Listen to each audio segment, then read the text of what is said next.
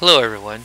Today we're going to be taking a look at a new project, and we're going to call this project YouTube underscore flashing text. YouTube underscore flashing underscore text. Alright, and I've already made the project for us today. So what we're going to do is we're going to actually take and look at what we've done, and then we're going to go back and actually comment this out. So we know how to do it in the future. Now this is quite overwhelming because there's quite a bit going on here, but nevertheless we will make sense of all this madness, and the main thing to focus on here in this tutorial is the if and else with the nesting. That's primarily what we were looking at. So let's go ahead and take a look at our designer. And simply all we have here is just simply a label. Now, we went ahead and labeled the label flashing text for its text property. We've set it to Arial font, and we set it to black or control text. The back color is control, and the name of the object itself is LBL text. Now, let's go ahead and go in here. The first thing that you want to do is we want to go ahead and just import system.threading. What we're going to do is we're going to create a new thread. Basically because we want this to run on a loop, and I'll explain the loop as well. Now, when we create a new thread, we basically have to build that thread. So we say private, whatever that thread's name is. In our case, I just call it TRD for abbreviation for thread, and we need to say it's as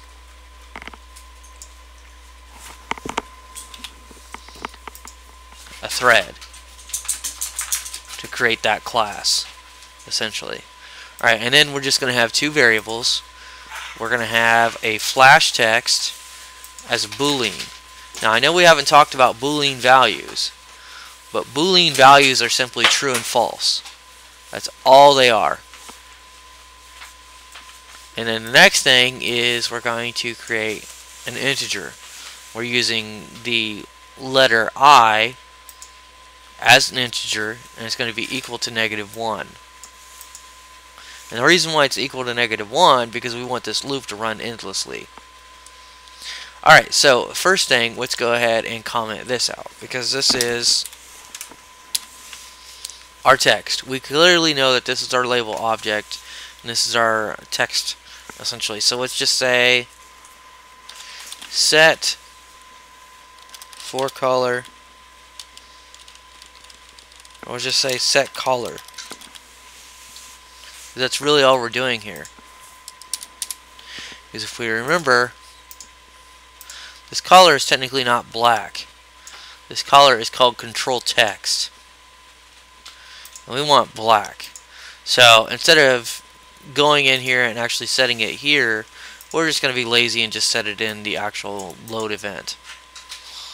The next thing we're doing is building thread. We're building the thread that we already, basically we created the thread here, and now we're going to actually use the thread. So we're saying TRD equals a new thread, and it's going to be address of the sub, or in our case our public sub, which is flash.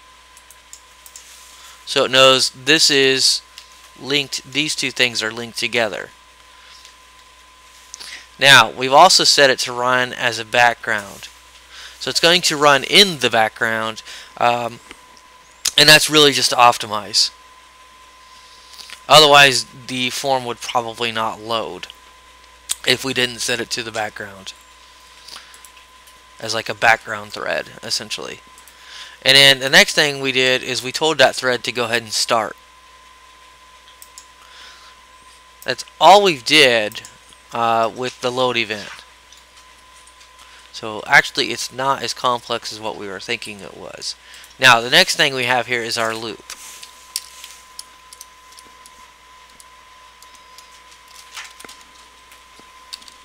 We'll go ahead and call this endless loop, because that's what this is. This is an endless loop, because we're not increasing the I by any, like in any part of here, we're not going to increase this value by 1.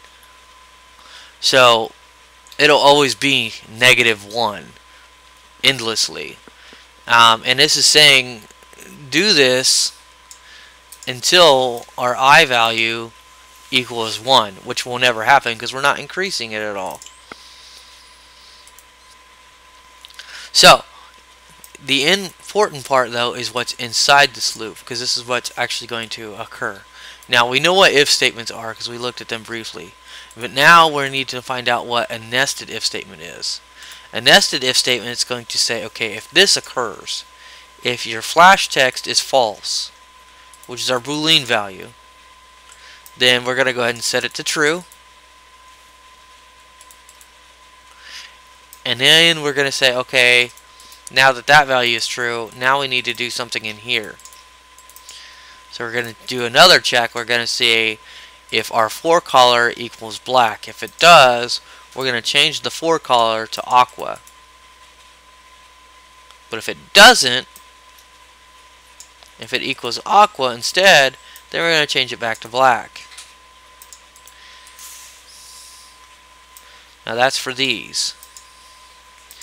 You could actually look at this kind of like this if it would let me, but it's not going to. Where you would tab that over. Or actually, you could probably just do this and be a little bit easier to read. Let's go ahead and comment this. We'll call this our Boolean.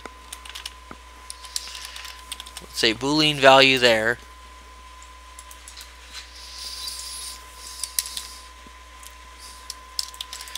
So this is our color loop.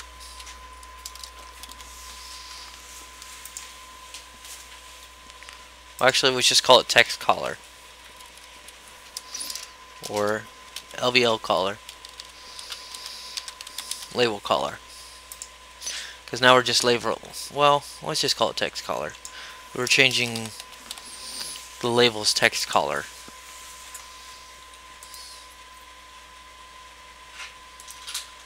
And then we have our else statement, which again is just another Boolean value saying if it is true, it's going to skip right down here to this, and we're going to go ahead and set that to false. So the next time when this cycles back through, it's going to hit this. This is only going to execute one or the other over here. Alright, now this is where we're actually changing the back color. So we'll say back color. And this is where we're simply telling our thread to stop or sleep. So we'll say this is our delay.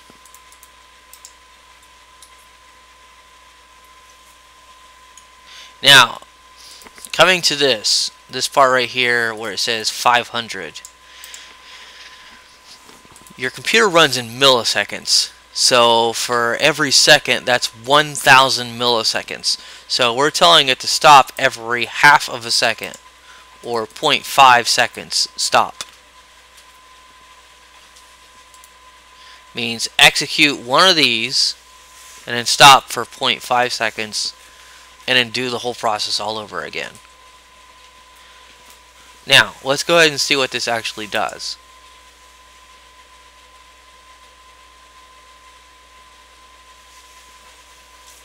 You kind of see what it's doing now? It's kind of looping through. We'll go ahead and stop this. And now what we'll do is we'll set up our breakpoints so you can actually see what's going on.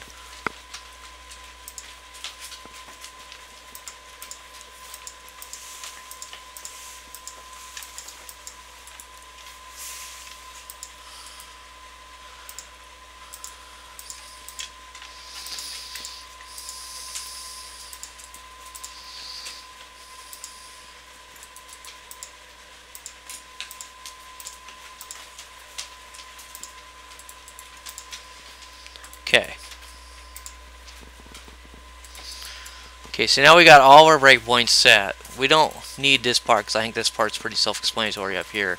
I think this is the hard part. So let's go ahead and let's loop through. Instantly we hit this, of course. It's not going to show us that value. So we can mouse up here. See, flash text is set to false by default. So it should run this right off the bat. Let's find out. It did. So now it changed it to true. So now we're going to see what's next. What's going to happen next. Our for color is already set to black. And it's saying, okay, it's doing a comparison. Okay, it is black. So what it's going to do is it's going to change it to aqua. So now it's going to say, okay, you're black currently. Now you're going to be aqua. And it's going to exit that nested if statement. And it should exit this loop temporarily. Yep, see there, it's exiting the loop. It's going to hit that. It's going to stop. That's where our delay is. And our delay finished, and now it's exiting the loop. And now we're starting the whole process all over again. Now see, our do until our I value still is -1. As you can see, it still hasn't hit 1 because we haven't increased it at all, which we never will, so it'll always be -1. So now this time, our flash text equals true. So now it's going to skip these, and it's going to go down here to our else statement.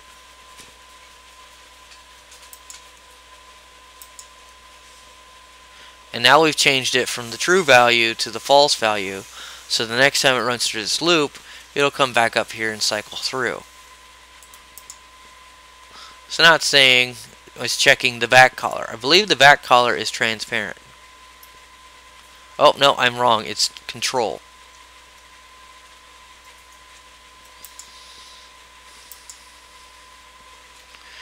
So because it was control, it's going to change it to transparent.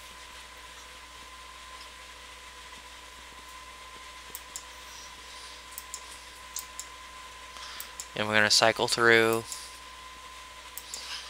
cycle through, cycle through, cycle through. And as you can see, we're just doing the same thing over and over again. We're just doing simple comparisons the entire time with our nested if statements. We're just simply comparing these values against each other.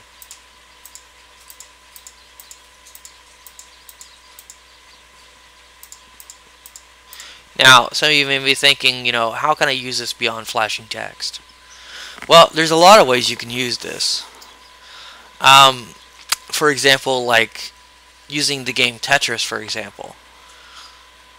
Tetris would run a loop or a check to see if, you know, all your blocks are in one row. If they are, you know, and they're all matching or whatever, however, you know, you'd build your Tetris. You could build it by block color or whatnot. But if that value is true, then it needs to do an action. Else do something else. The action within that if, like, you could have multiple actions within that if. You could have more ifs inside of the if. Remember the whole container concept? That's essentially how nesting works. You're putting something inside the container, and you're putting something inside of that container. Like you have, essentially, let's say, 2 containers in an object. Here's your big container. Here's your small container. And then here's your objects that go inside this container.